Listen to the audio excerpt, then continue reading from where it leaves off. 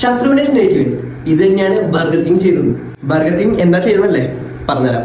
ഒരിക്കൽ burger king അവരുടെ കസ്റ്റമേഴ്സിനോട് അവരുടെ കോമ്പറ്റീറ്ററായ മെക്ഡൊണാൾഡ്സിൽ നിന്ന് ബർഗർ മേടിക്കാൻ പറഞ്ഞ ഒരു സംഭവം ഉണ്ടായിരുന്നു. ഇത് ഒരു ക്യാമ്പയിന്റെ ഭാഗമായിരുന്നു ആൻഡ് ഇതിന്റെ പിന്നിൽ ഒരു സ്ട്രോങ് ഇമോഷണൽ റീസൺ ഉണ്ടായിരുന്നു. എല്ലാ വർഷവും മെക്ഡൊണാൾഡ്സ് മെക് ഹാപ്പി ഡേ സെലിബ്രേറ്റ് ചെയ്യും.